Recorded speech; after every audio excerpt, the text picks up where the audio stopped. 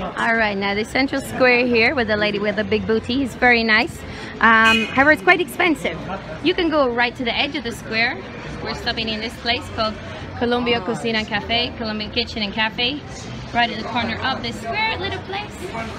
We're gonna sit and have a beer or a michelada. Okay, we're now inside and we're having a little refreshment. So we're gonna have some beers. All the guys have got some beers. We've got some Club Colombia beer. Nick's having the red one. This is the less sweet one. And we've got the black one. This is a sweeter one that Dennis has got. Myself and Ananda are having the michelada. Now this is if you don't really like beer, but it's very refreshing. It's beer, but it's got lemon juice squeezed inside it, like pure lemon juice, and then on the outside there's salt on the rim. It's very refreshing.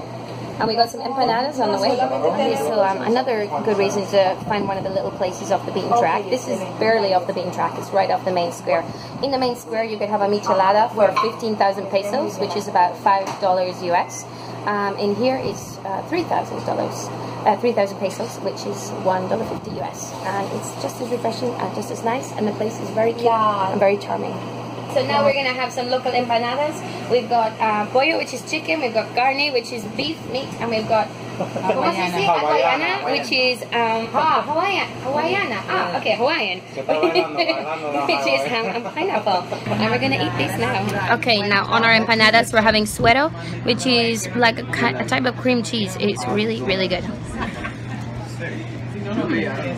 So we're inside Colombia Cocina and Cafe now, and we're here with the lovely Yerlis. She's our cook, la bonita cocinera, y ella hace las empanadas para nosotros para comer. She made beautiful empanadas that we just ate. They were delicious. This is Nini Joana. Eso es Nini Joana, la bonita camarera de aquí. And they're from here, and they're lovely.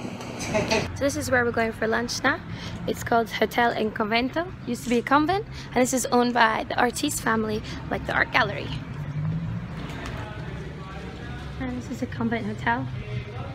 It's beautiful. So we're gonna have our buffet now. This is caballo gallo. We got the tortillas, we got the carne, meat, we got chicken. We're gonna try everything. So we're now sitting down to have our lunch. We've got some beautiful dancers dancing for us over here. And the lunch today is caballo gallo. Caballo's horse, but there's no horse here. We've got some plantains. We've got some guacamole, which is made of avocado with eggs and a little bit of onion. We've got some chicken. We've got some rinds of pork, some cooked pork, some plantains, and also pico de gallo here, the tomatoes and onions, and we've got some beef and some frijoles, some beans as well, with some freshly squeezed dragon fruit juice. So it's going to be a good lunch. Now I'm going to have some little sweet treats. Coconut, sesame, little sweets, nuts, little peanuts. I'm not sure what that one is, but it looks yummy.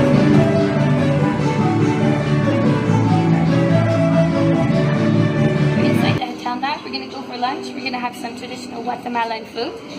We have some guacamole here. We've got some local cheese. This is cow cheese. And then we've got some nice freshly homemade bread. And we've got maize tortillas that were homemade here. Gracias. They look very nice. And then over here we've got some rice. We've got cheesy garlic potatoes, more vegetables, carrots, chicken, some beef, and more vegetables. And some salsa. And then over here we'll have this dessert. We have some very nice looking things. We've got some churros, oveja, which is like a sweet bread. It's like a sweet bread. And ¿cómo se llama eso? Manjar, which is like a pudding, like a custard. So that's it. I mean, we're gonna enjoy. Okay, so we're gonna have lunch now, and it looks delicious. And we've got basically everything that we showed you. So we've got some beef, got some chicken, we've got the guacamole, we've got some tomato salsa, homemade tortilla, potato, and some orange juice. The guacamole and the meat. They don't normally go together. They're both amazing. Okay, so now we're gonna try some local rum. Now this is the rum made from the sugar cane, which is one of the big exports, one of the 2 main exports with coffee in Guatemala. And we've got 2 different ones here. This is Jamaica, and so this is made with the flower of the Jamaica flower. I've never tried this before, so here we go.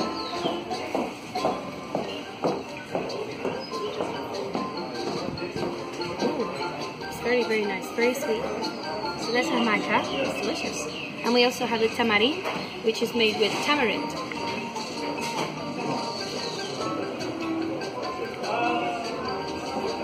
Ooh.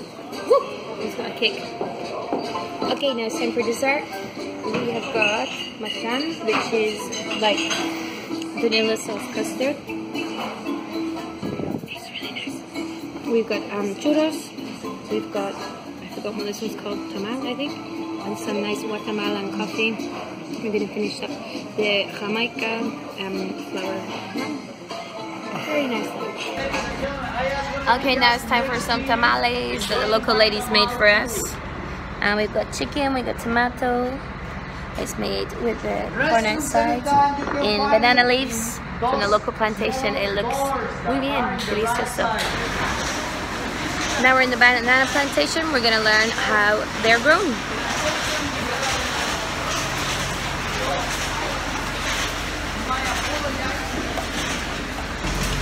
Medium size, small size. Doing that way, they can reach 42 pounds or 18.5 kilograms. That is the weight that every box of bananas must have.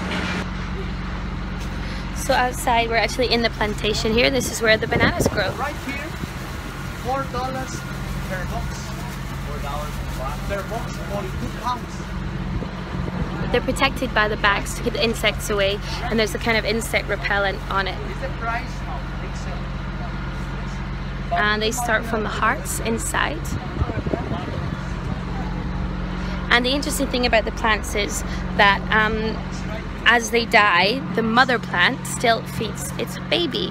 So we can see right here, this one now is the mother plant. This was the one from before.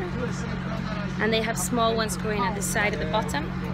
The granddaughter and the great-granddaughter, the tiny ones, and those will bloom into banana plants later. And normally if they're left in the wild, there'd be about 18 different small seedlings would grow off it, but here they have only 3 or 4 to make sure they can look after them properly. And so that's it from the plantation. Hola, buenos dias. So today we're in Cabo San Lucas in Mexico, and we're on the salsa and salsa tour. We're going to make and eat salsa, and we're going to dance salsa. I'm very excited about this. It's 8:50 in the morning, it's not even 9 o'clock, and we've started with a margarita already. Got all some friends, yay!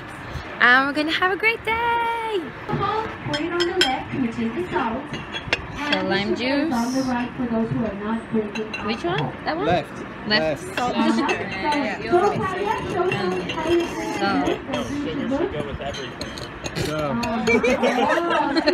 The margarita is kicking in.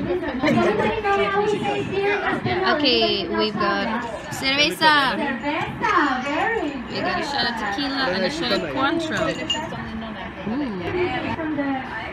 Next is the lime.